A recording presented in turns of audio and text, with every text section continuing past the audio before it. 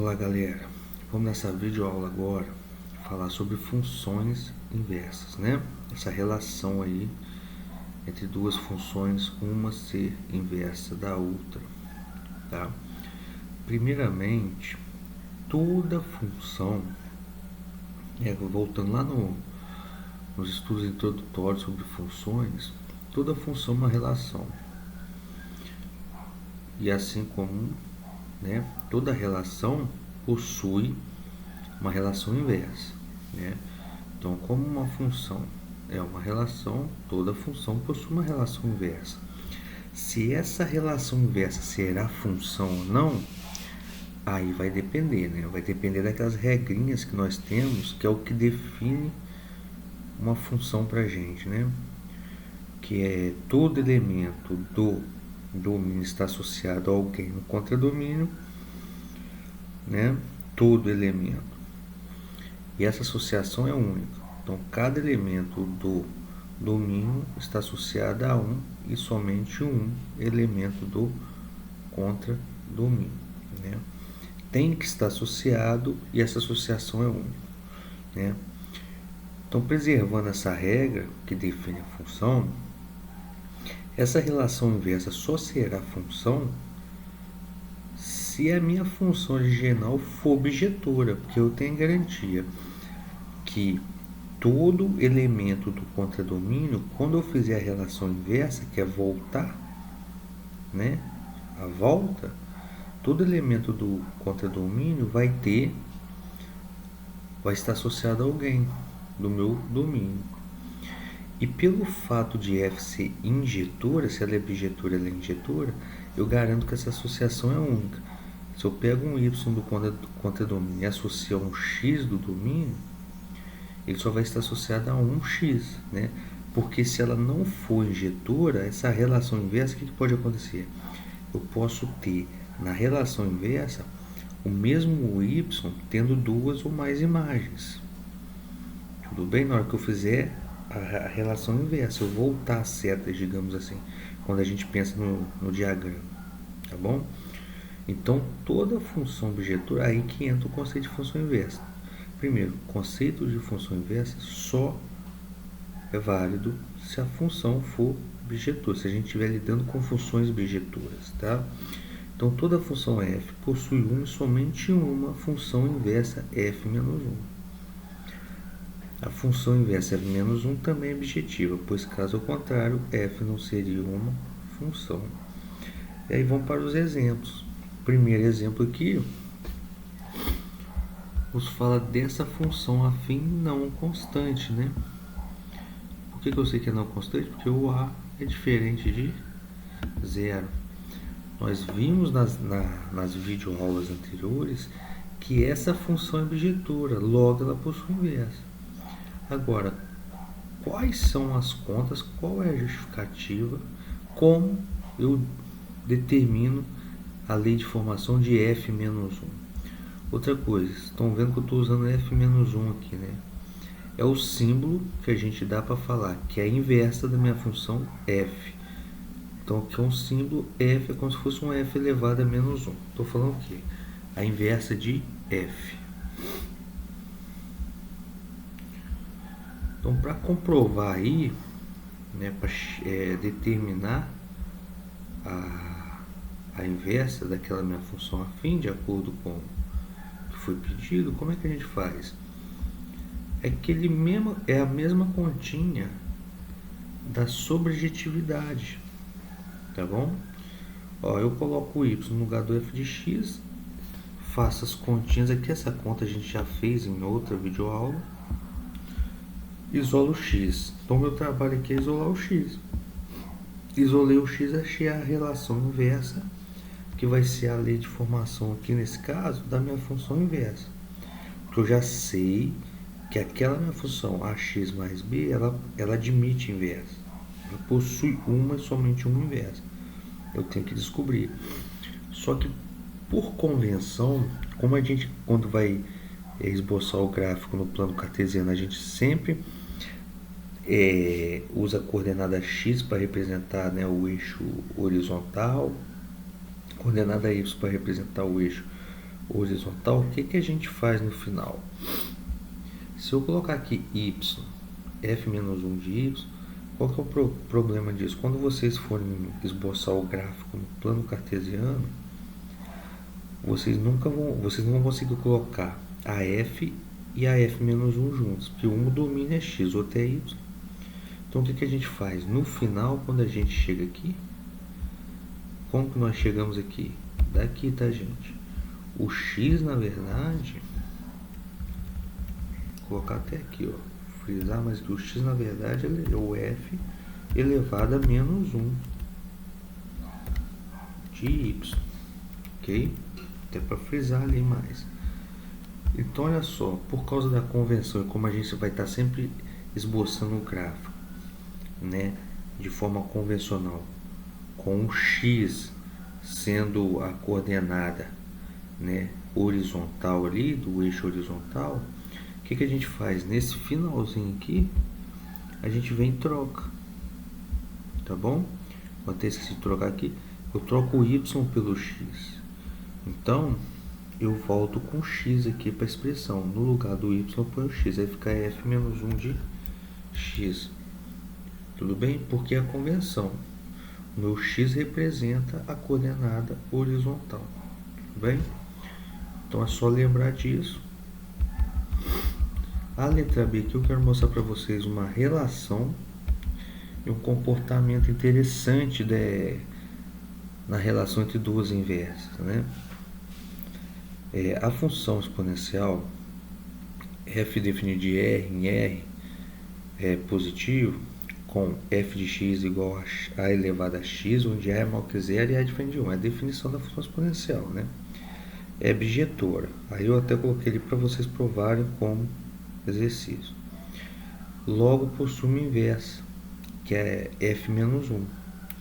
Que aí ao contrário, nota que quando eu faço a inversão das funções, quer dizer, a função inversa de f, aqui eu tenho associação saindo do domínio, que é o r, e chegando no contradomínio, que são os reais positivos.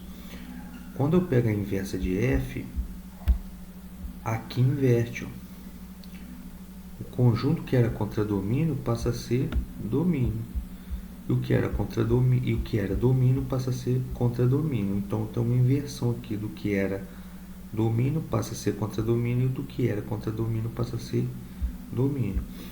E aí a lei de formação dessa inversa, deixa eu colocar aqui que eu esqueci que menos 1, f menos 1 de x é log de x na base A. Por quê? Como é que eu cheguei nisso? Se a gente colocar ali no lugar do f de x o y é igual a elevado a x. Só que eu quero isolar o x. Então eu escrevo na forma de logaritmo, né, que é a operação inversa exponencial. Então fica x igual a logaritmo de y na base A. Aí quando eu voltar tudo aqui para x, vai ficar logaritmo de x na base A. Tá? Vocês podem tentar brincar com essa transformação, com essa determinação da inversa aí como exercício. É bom para treinar. Tá? Então, ou seja, a função exponencial de base A é inversa da função logarítmica de base A. Agora vamos para o gráfico. Essa função aqui que eu desenhei aqui, ela é uma função exponencial de base A, se eu não me engano aqui eu peguei base 2. E a de baixo é a função logarítmica na mesma base A. Tá? Se eu não me engano é 2 também, é 2. Então aqui a verde é 2 elevado a x e a função azul é log de x na base 2. Essa reta cinza aqui no gráfico, ela é a bissetriz do primeiro e terceiro quadrante, né? É como ela passa aqui cortando os quadrantes ao meio, né? Qual que é a característica dela? Por que a gente chama bissetriz do primeiro e terceiro quadrante? Ela pega o ângulo de 90 graus, que é o ângulo do quadrante, e divide em dois ângulos de 45. Tá? E qual que é a importância dessa reta aqui? Essa reta bissetriz. Tá? E que, na verdade, ela representa a função identidade, que agora mesmo eu vou falar com vocês, só como comentário aqui breve. Mas qual que é a importância importância desta reta aqui. Se vocês notarem, o gráfico verde aqui é um reflexo do gráfico azul em relação a esta reta, né? Então, na verdade, os gráficos são simétricos em relação a essa reta bissetriz dos quadrantes ímpares, né? O primeiro e o terceiro quadrante. E todo par de funções inversas, né? Onde uma função inversa da outra vai ter essa característica. Eles vão ser simétricos em relação a esta reta que é a bissetriz dos quadrantes, do primeiro e do terceiro quadrante, né, dos quadrantes ímpares. E aqui eu listo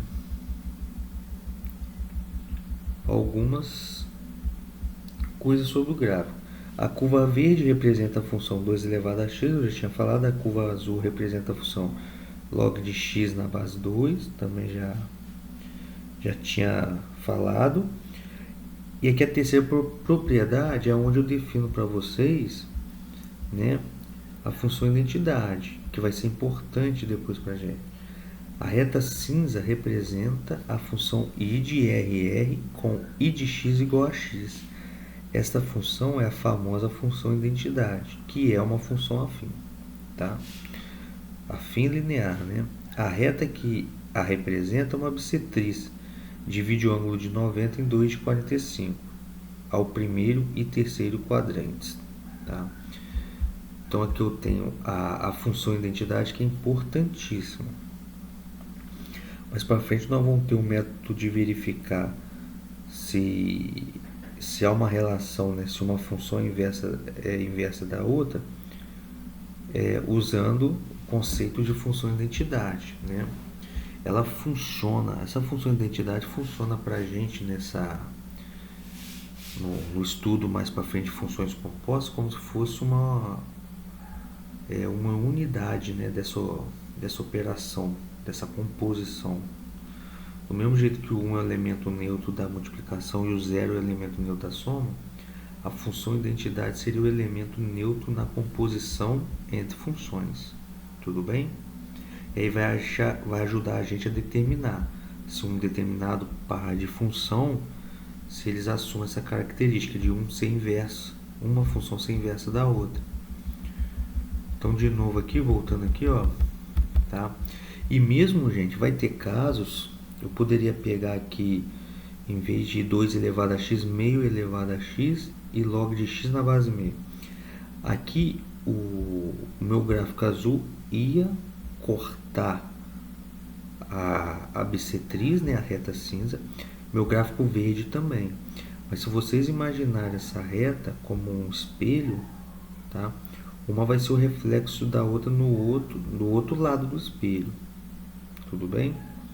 Se a gente cortar, se a gente desenhar esse gráfico imprimir essa folha, dobrar essa folha e dobrar a folha exatamente aqui nesta reta cinza, vocês vão ver que a reta verde vai ficar sobre a reta azul, tá? A ideia de simetria de reflexão.